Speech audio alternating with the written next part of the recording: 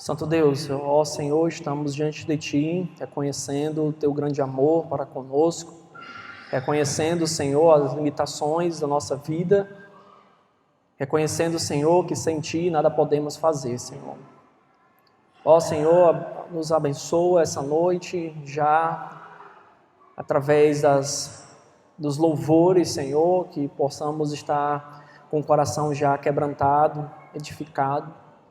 E agora também, Senhor, que a Tua palavra, ela toque em nosso ser, ela mude, Senhor, vidas, ela transforme corações.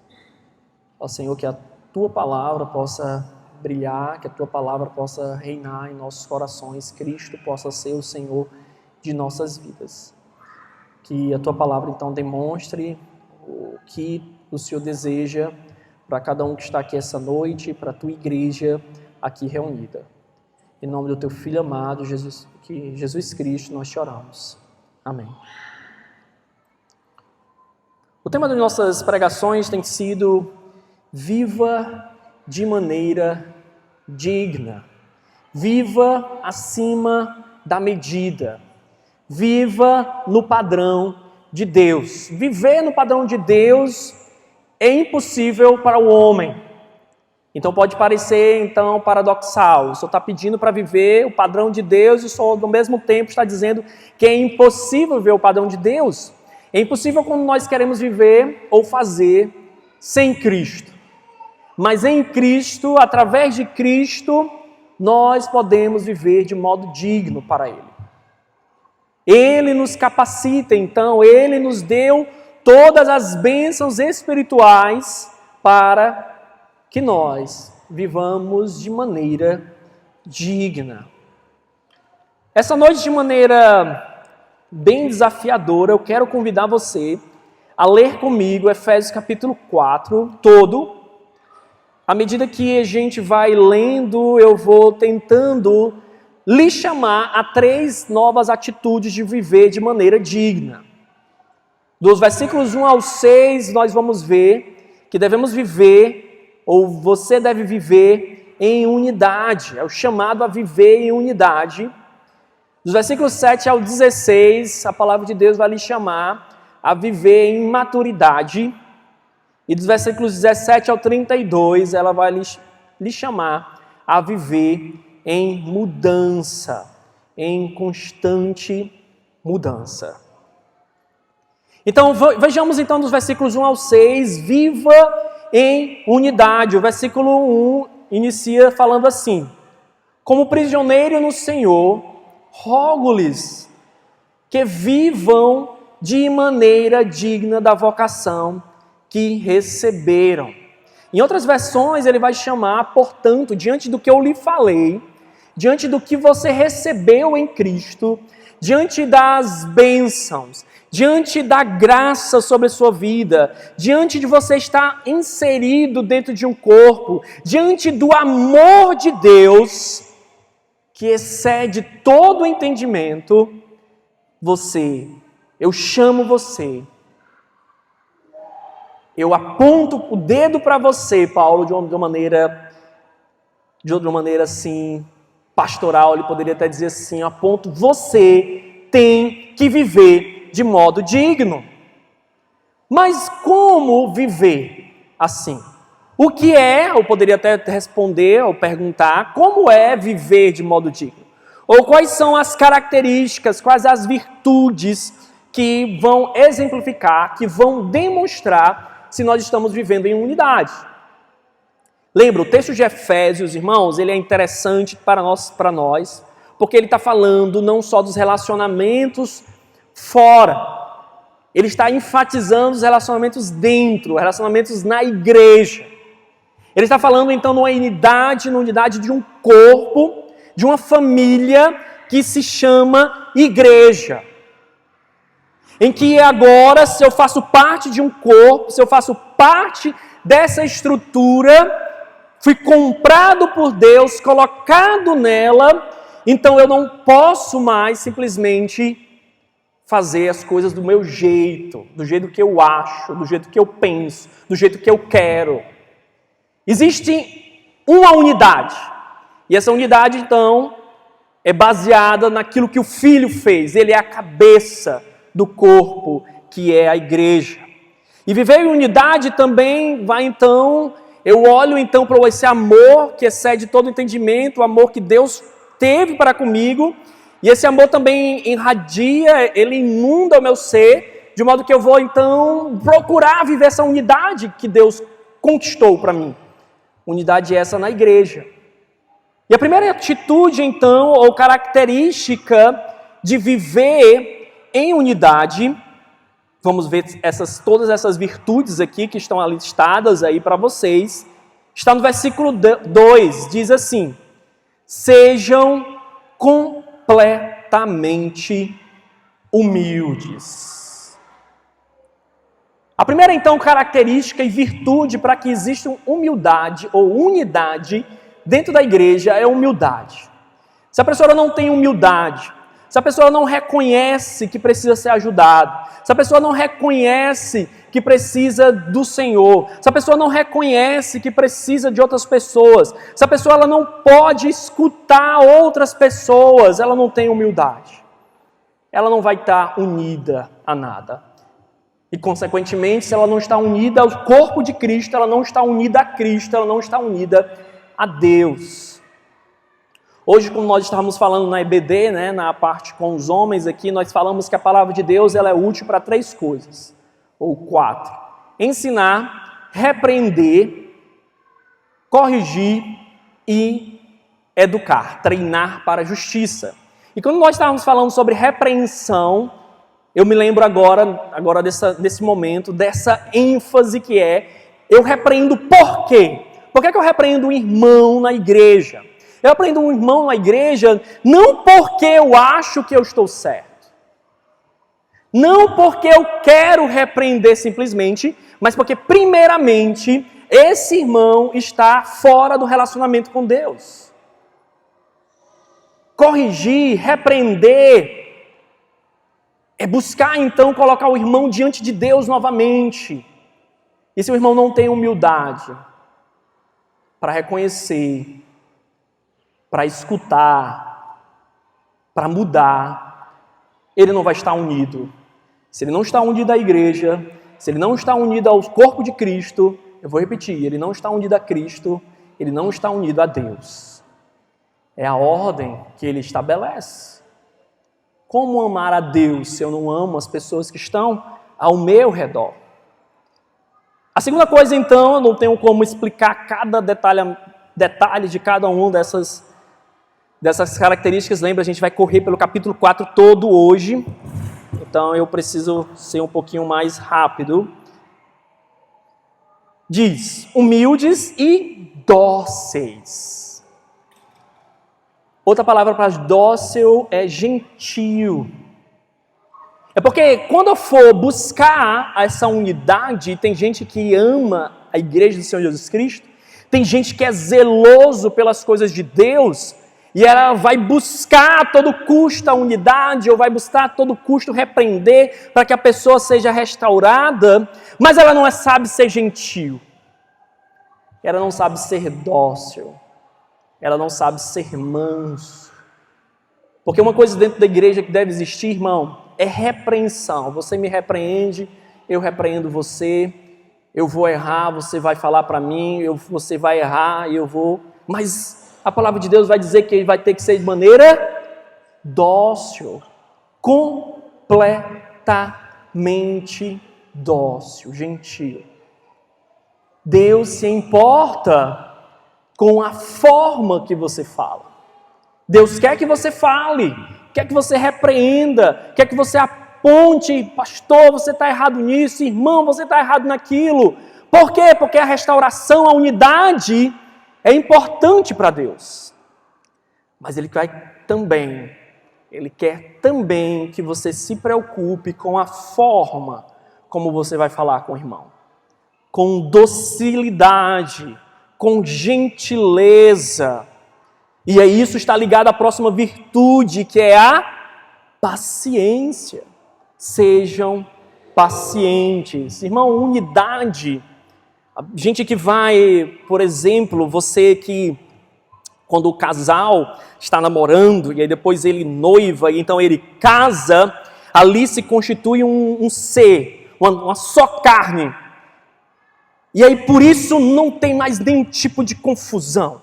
A paciência reina no lar agora, porque são mais noivos, eles estão casados. Não é? Então, não há problemas, a paciência é plena. Não, pelo contrário, né? Parece que quando se junta, que aí, como um amigo meu uma vez falava, né? O namoro, né? É como a paixão, ela é cega.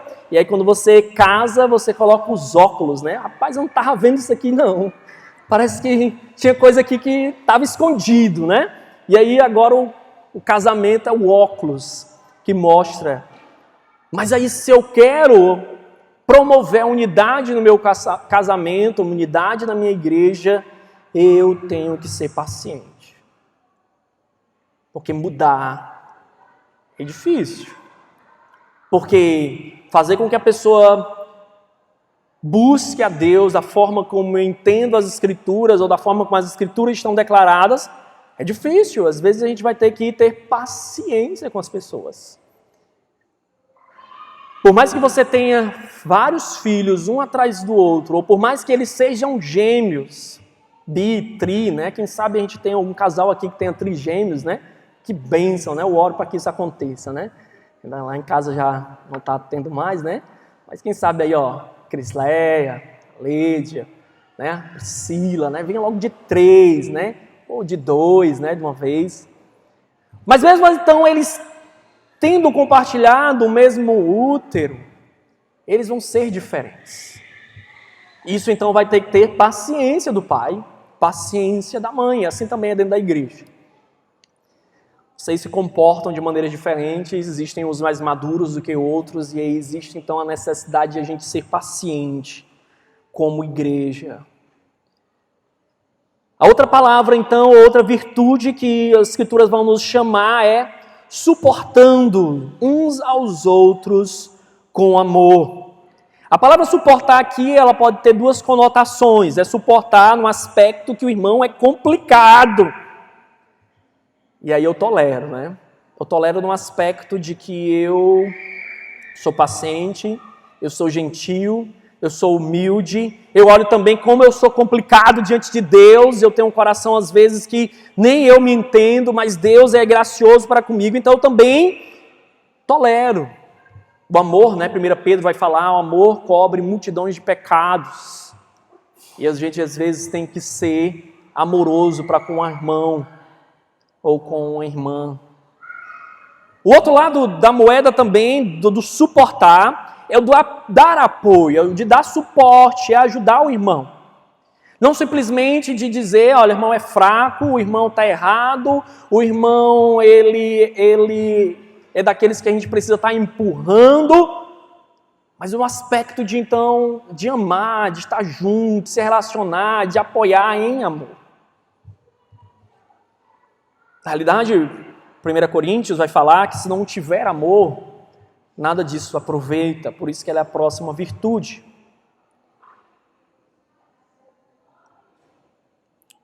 Versículo 3 ainda diz, façam todo o esforço para conservar a unidade do Espírito pelo vínculo da paz. E aqui já começa a entrar os detalhes da base, do fundamento da unidade. O fundamento da unidade não é você, não sou eu, é a obra de Deus. Deus, Cristo, veio ao mundo. Ele morre para libertar-nos do pecado, sim, mas para lhe juntar, para lhe colocar em uma nova posição, em uma igreja, em um corpo, em um edifício, em uma família dele. Essa unidade é comprada, é paga pelo sangue de Jesus Cristo. Então, aquele que faz parte do sangue, da compra do sangue de Cristo, ele deve buscar, ele deve se esforçar para a unidade do Espírito, para preservar essa unidade. Foi o Espírito que conquistou na cruz, com Jesus Cristo. Existem pessoas nos nossos dias, irmãos, que estão querendo escolher partes da salvação. Eu escolho a parte de relacionar com Deus, né? Eu acho que é quando você vai fazer ali no app, no celular, e você diz o que é que você quer ou o que você não quer. Aí eu quero isso aqui, eu quero isso aqui. A comunhão com a igreja eu descarto. Isso aqui também eu descarto. Isso aqui também eu descarto. Unidade eu descarto. Como se a salvação eu pudesse escolher partes dela. Eu não posso escolher partes.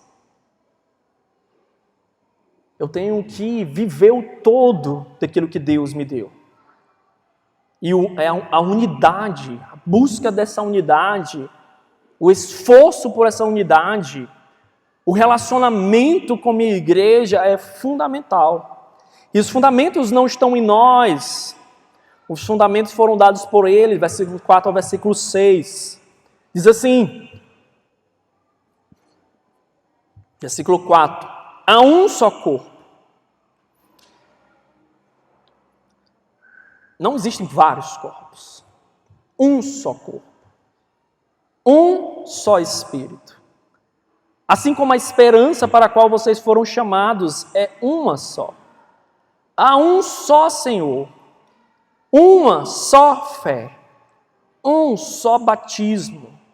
Um só Deus e Pai de todos, que é sobre todos, por meio de todos e em todos. A base da unidade não está nos meus sentimentos. A base da unidade não está naquilo que eu acho. A base da unidade está naquilo que Deus arquitetou, naquilo que Deus fez, naquilo que Deus traz, um corpo, um espírito, uma esperança, um Senhor, uma fé, um batismo em um Deus e Pai de todos. É por isso que eu luto, é por isso que eu me esforço. Paulo está aqui se derramando como prisioneiro, com o entendimento de que não é mais a diversidade em si. A diversidade ela existe para manifestar o plano de Deus, a glória de Deus, e como Ele une várias pessoas, mas ela une essas várias pessoas em um só propósito, em um só corpo, em uma só esperança, debaixo de uma só bandeira.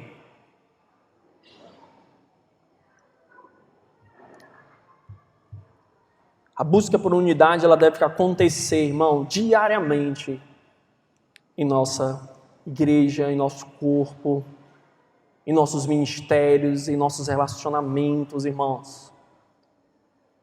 Cuidado com a individualidade. Cuidado, irmão, se você é um irmão que está só, que você prefere estar só do que estar com a igreja, porque você prefere faltar uma programação do que vir para estar com os irmãos. Porque você prefere estar com sua família do que estar com sua família de Deus. E eu falo isso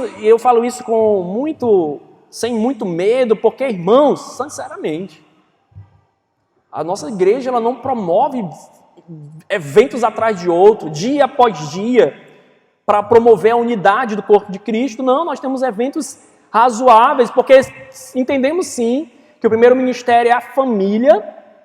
Mas eu lhe garanto que a maioria de vocês tem muito tempo para a família e não dá atenção devida. E às vezes ela usa essa barreira dizendo, não, porque eu vou dar tempo para a família, não, porque eu vou sair com a família. E os outros dias da semana, irmão? Coloca a mão na consciência, cria vergonha na cara, irmão. Você está fugindo da unidade. Não é falta de tempo, não. É falta de organização. Não é falta de tempo, não, é falta de amor por aquilo que Cristo fez por você. Pastor, não vou amar a minha família. Vai, no momento certo, do jeito certo. Não colocando ela contra a igreja, mas unindo ela à igreja. E não é de se estranhar, irmãos, porque alguns irmãos depois chegam o pastor, e pastor, o menino foi criado na igreja, mas não está mais. Não faz mais, porque eu nunca vi o coração do pai na igreja. Vi o pai na igreja, mas o coração do pai não estava. E aí sai. Sai porque ele vai buscar o coração, que o coração dele está. E a máscara que você usa dizendo que é para a sua família, é exatamente a máscara que Satanás vai usar para dizer para o seu filho, olha, o mais importante é você, não Deus. E a unidade, ela se destrói, porque nós vivemos cada um no seu quadrado, cada família é sua família. Cristo lhe uniu a um corpo. Cristo lhe uniu uma família que você vai viver eternamente com ela. Valorize aquilo que Cristo lhe deu. Essa família ela precisa crescer em unidade e crescer em maturidade. Viver em maturidade. Como é viver em maturidade, pastor? Como nós podemos crescer? Como nós podemos amadurecer? Vamos ler aqui os versículos 7 ao versículo 16. À medida que eu vou lendo, eu vou colocar o slide aqui para vocês. E a cada um de nós foi concedida a graça conforme a medida que é repartida por Cristo. Por isso que foi dito, quando ele subiu em triunfo às alturas, levou cativo muitos prisioneiros e deu os dons aos homens. O que significa ele subiu, se também havia descido às profundezas da terra? Aquele que desceu é o mesmo que subiu acima de todos os céus, a fim de encher todas as coisas. Cristo, ele garante. Jesus Cristo, ele é um conquistador. Além de ser o servo sofredor, ele veio ao mundo, ele se despiu, ele se derramou para se vestir de homem, para se encarnar. E agora ele conquista através de sua morte o direito de repassar os seus despojos. Numa guerra sempre há, então, após a guerra, os despojos, aquilo que ele ganha após a guerra. E Cristo, então, ele reparte, ele dá esses dons, ele dá à sua igreja dons.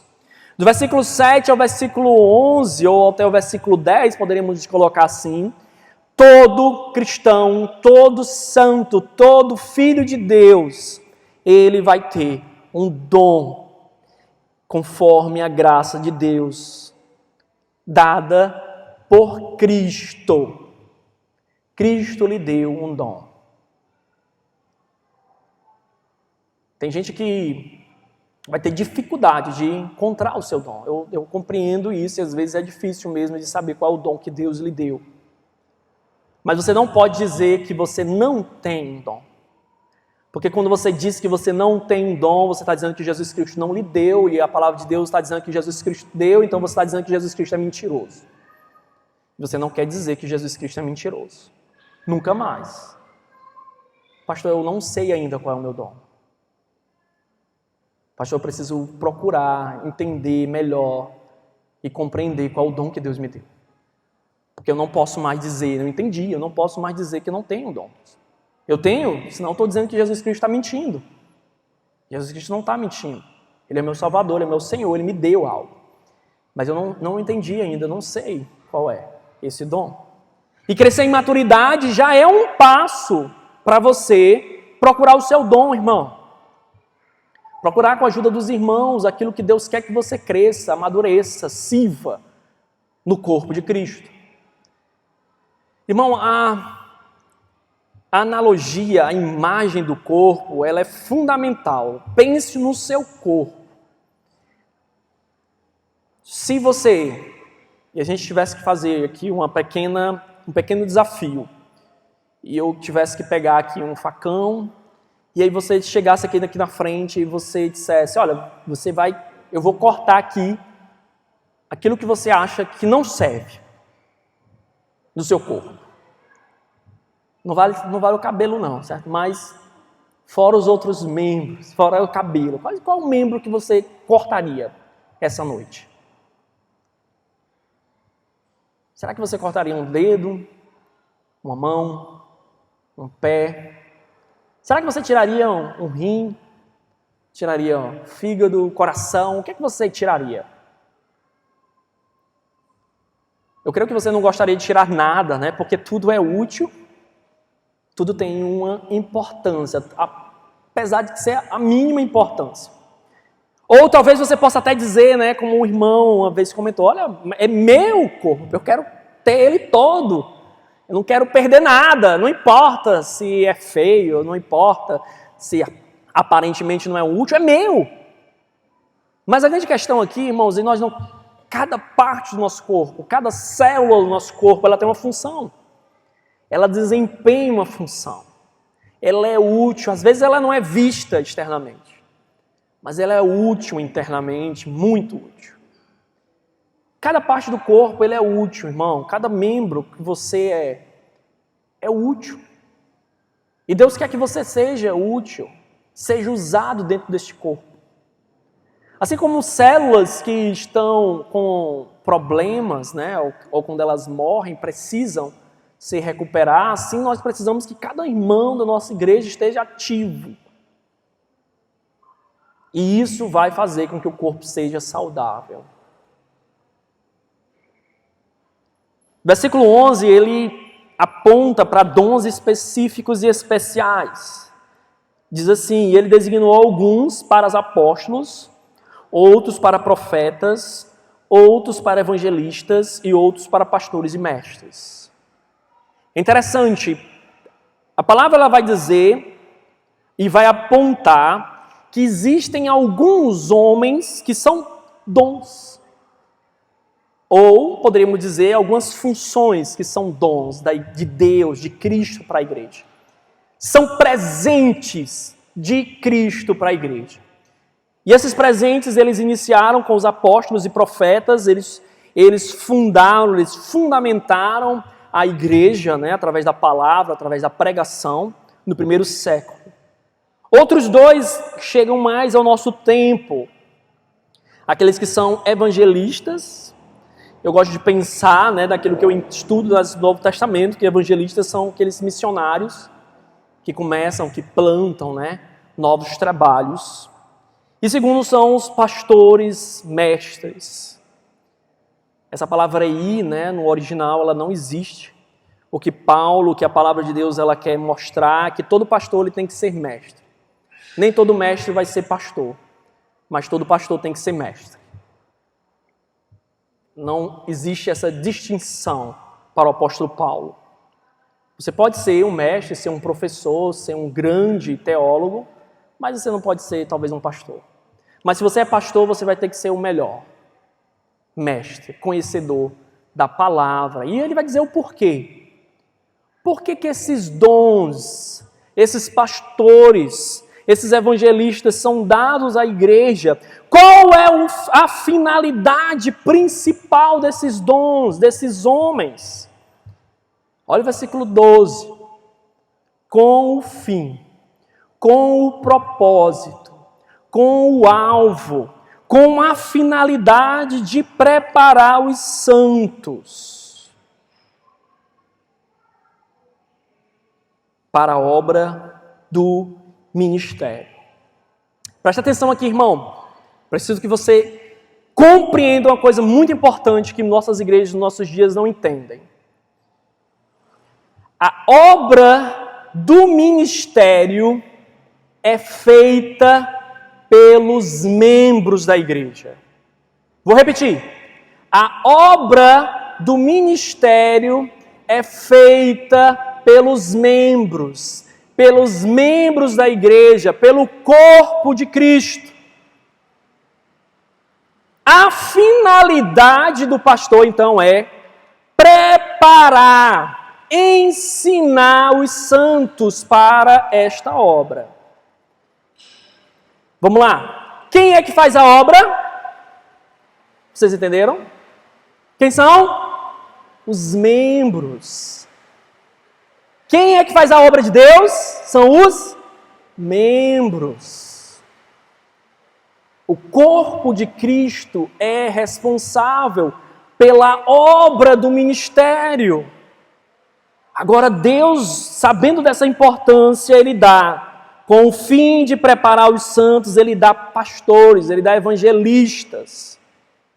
Lê comigo a palavra de Deus, para você depois dizer, o pastor está falando porque ele acha isso. Não, está na Bíblia. Com o fim, com a finalidade, com o propósito de preparar os santos para a obra do ministério, para que o corpo de Cristo seja edificado. Até, versículo 13, que todos alcancemos a unidade da fé e do conhecimento do Filho de Deus e cheguemos à maturidade, atingindo a medida da plenitude de Cristo. O propósito é que não sejamos mais como crianças, levados de um lado para o outro pelas ondas, nem jogados para cá e para lá por todo o vento de doutrina e pelas astúcias e espertezas dos homens que induzem ao erro. Antes, seguindo a verdade em amor, cresçamos em tudo naquele que é a cabeça, Cristo. Dele todo o corpo ajustado e unido pelo auxílio de o quê? Todas as juntas. De quantas juntas? Todas as juntas cresce e edifica-se a si mesmo em amor. É o corpo que serve, toda junta com auxílio de um com os outros. Não é uma pessoa, não é um grupo, não é um líder, é a obra do ministério, é da igreja. É por isso que a unidade é importante. É por isso que entender a Bíblia é importante. Porque senão a gente vai continuar imaturo. Porque a gente então vai continuar pensando o que eu acho, o que eu penso, no que eu quero. E nós precisamos começar a pensar no que Deus quer para você, irmão, e para essa igreja. Enquanto você continuar pensando no que você quer para a sua família, o que você quer para a sua família, o que você quer para a sua vida, você vai continuar imaturo, achando-se sábio, mas imaturo, achando-se perto de Deus, mas tão longe dele. Muito longe. É por isso que ele continua. O objetivo, no entender da maturidade, no entender do servir, eu começo a acordar para a vida e ver que eu preciso mudar, o negócio está errado. Meus pensamentos estão errados, minha atitude está errada, minha família está errada, meus objetivos estão errados, eu preciso mudar. E ele vai repetir, precisa mesmo. Versículo 17, assim eu digo a vocês, e no Senhor insisto, não vivam mais como gentios. Não vivam mais como descrente. Tem gente na igreja vivendo como descrente. Tem gente na igreja achando que é maduro, mas vivendo como descrente. Como é que vive como descrente, pastor? O versículo vai continuar. Não sou eu que vou dizer, não. Olha o que a Bíblia diz. Vivem na inutilidade dos seus pensamentos. Vivem achando que os seus pensamentos são os corretos. Vivem, como a Nara vai dizer, na vaidade dos seus pensamentos. Aqueles que vivem na vaidade dos seus pensamentos, na inutilidade, naquilo que não é útil. Versículo 18 diz, eles estão obscurecidos de entendimentos. Essa é a grande realidade. Separados da vida de Deus. Por quê? Por causa da ignorância que estão. Ignorância em que sentido, pastor? Falta de conhecimento da palavra. Falta de aplicação correta da palavra. Devido ao endurecimento do seu coração. Volta para a falta de humildade. Volta para a falta de gentileza. Volta para a falta de paciência. Volta para a falta de apoio. Volta para a falta de unidade. Vivendo como um descrente, achando que está em cima da carne seca. Longe de Deus. Muito longe. Versículo 19. Tendo perdido toda a sensibilidade, eles se entregaram então à depravação, cometendo com a vida de toda espécie de impureza. Versículo 20. Todavia não foi isto que vocês aprenderam de Cristo. Viver como mudança, então, é primeiro lembrar que eu não posso viver mais como incrédulo. Eu não posso mais viver como um descrente, como um gentio. Longe de entendimento. baseado no que você pensa, baseado no que você acha, baseado nos seus sentimentos, sem buscar a humildade da palavra, a gentileza, a paciência da unidade, sem buscar a maturidade que vem com servir a igreja, com buscar se doar pela igreja. Jesus Cristo se doou por você. Por quê? Porque você merece? Por quê? Porque você fez coisa boa para Ele? Não, mesmo você sendo inimigo, mesmo você sendo rebelde, Ele buscou você. Qual é o teu tipo de amor, irmão, para com a tua igreja? É só se ela merece, é só se ela faz, é só se o irmão faz, é só se o irmão merece? Não viva mais como um descrente, alienado da vida de Deus, insensível à palavra de Deus. Viva em mudança. Viva de acordo com o que a palavra ensina. Todavia não foi isso que vocês aprenderam de Cristo, de fato vocês ouviram falar dele, e nele foram ensinados de acordo com a verdade que está em Cristo. Quanto à antiga maneira de viver, vocês foram ensinados a despir-se do velho homem, que se corrompe por desejos enganosos, a serem renovados no modo de pensar, e a revestir-se do novo homem, criado por ser semelhante a Deus em justiça, em santidade proveniente da verdade. Viver em mudança, no restante do capítulo vai ser demonstrado da seguinte forma.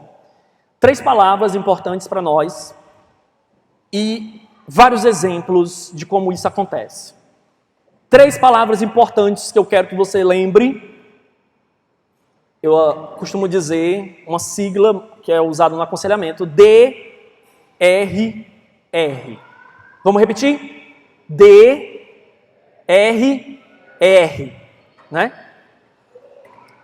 D vai lembrar a palavra despojar, retirar. Poderíamos até usar 4 R's, né?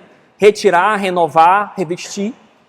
Despojar do velho homem. Eu preciso tirar o velho homem. Eu preciso tirar os velhos pensamentos. Eu preciso tirar as velhas atitudes. Eu preciso tirar os velhos objetivos. Esse despojar está ligado ao renovar. É a próxima letra. Renovar. Renovar a minha mente. À medida que a minha mente é renovada, eu vou começando a pensar como Cristo. Eu vou começando a pensar no que a palavra de Deus diz. Eu vou começando a pensar nos propósitos de Deus. Minha mente é renovada. Eu consigo compreender o que é que eu preciso colocar, o que é que eu preciso revestir-me. Para eu trocar de roupa, normalmente eu despojo, eu tiro uma roupa e eu coloco uma nova. A ideia talvez de colocar uma nova pode ser você pensar para onde eu vou. Eu vou para determinado lugar. Então se eu vou para determinado lugar, um shopping, um canto mais formal, eu vou usar esta roupa, eu vou colocar esta roupa, ela é mais apropriada. Então se eu sou um cristão e eu tenho que falar, eu não posso mais falar daquela forma, eu tenho que falar dessa outra forma, eu vou revestir, eu vou colocar outra forma de falar no meu viver. Despojar, renovar, revestir. Vamos repetir? Despojar, revestir. Eu tiro, eu mudo o meu padrão de pensamento pela palavra e eu revisto-me com outras coisas. Acompanhe agora os versículos 25 ao 32 e eu vou ler como isso deveria ser exemplificado em nosso viver. Do 25 ao 32 ele diz: portanto, se vocês vivem o despojar, o renovar, o revestir, cada um de vocês deve abandonar a mentira e falar a verdade ao seu próximo, pois todos somos membros de um mesmo corpo. Quando vocês ficarem irados, não pequem, apaziguem a sua ira antes que o sol se ponha, e não deem lugar ao diabo. O que furtava, não furte mais, mas antes trabalhe fazendo algo de útil com as mãos, para que tenham com que acudir ou repartir com quem estiver necessidade.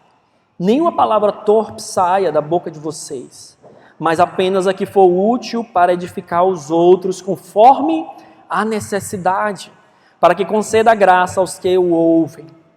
Não entristeçam o Espírito Santo de Deus, com o qual vocês foram selados para o dia da redenção. Livrem-se de toda amargura, indignação e ira, gritaria e calúnia, bem como de toda maldade. Coloquem, sejam bondosos e compassivos uns para com os outros, perdoando-se mutuamente, assim como Deus os perdoou em Cristo. Despojar, renovar, revestir. Poderíamos até olhar cada um desses detalhes. Mas Paulo ele não está enumerando todos os pecados que a igreja comete. Ele coloca alguns deles. Mas ele dá dando princípios e exemplos do que precisa tirar e o que precisa se colocar. Essa noite eu quero dar para você, então, aquilo que nós estamos fazendo agora, dominicalmente. Eu quero dar a você, então, a oportunidade de você se juntar com os irmãos aí que estão do seu lado. 3, 4 irmãos, você pode ficar à vontade para a quantidade, ou 2, né? Talvez só tenha 2 pessoas aí na sua fileira.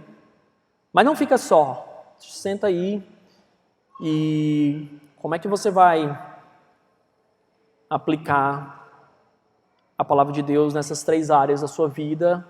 A busca de unidade, de maturidade ou de mudança. Ou talvez vocês escolhem só um, né? Porque para falar dos 3 essa noite talvez até seja um desafio, né? E aí você trabalha um agora durante 5 minutos, como nós estamos fazendo após a pregação. Depois dos 5 minutos eu vou fechar com oração e chamar o grupo de louvor. Ó Santo Deus, amado Pai, Senhor, te agradecemos porque a unidade da Tua Igreja foi conquistada por Cristo e estabelecida através do Teu Santo Espírito. Ajuda, Senhor, que Tua Igreja busque, diante da fundamentação que vem de Ti. Só existe um corpo, uma só fé, uma só esperança, um só batismo, um só Deus e Pai de todos. Que as virtudes da unidade sejam manifestadas na vida da Tua Igreja, humildade, paciência, gentileza, apoios, tolerância, amor, paz. Que Tua Igreja ela busque a maturidade, desempenhando, Senhor, a obra do serviço, a obra que é da Igreja, a obra que é dos membros do corpo de Cristo. De cada junta, de cada parte. Ó Senhor, que possamos entender que muitas vezes a Tua Igreja não amadurece porque a Tua Igreja ela não está funcionando da forma que ela deveria. Porque os membros eles não estão desempenhando aquilo que o Senhor deseja, aquilo que o Senhor já capacitou para cada um de nós. Ajuda-nos a vivermos então uma mudança verdadeira, despojando-se do velho homem, renovando nossa mente e revestindo-nos de uma nova roupagem, novas atitudes, novos pensamentos. Nos leva, Senhor, a viver de modo digno. Obrigado porque o Senhor já nos capacitou e nos ajuda a não entristecer o Teu Santo Espírito que opera em nós, para que vivamos a vida que o Senhor quer que nós vivamos. Nos abençoa, Pai, nós te pedimos porque Tua graça nos alcançou e que ela transborde em nós e nos eduque para vivermos nessa vida, Senhor, de maneira sensata, justa e piedosa. Ó Senhor, nos leva em paz para os nossos lares, Senhor, nos dá uma semana de proteção, nos dá uma semana de crescimento, nos dá uma semana que busquemos, Senhor, os relacionamentos que o Senhor conquistou na cruz. Em nome do Teu Filho amado Jesus Cristo, nós te oramos. Amém.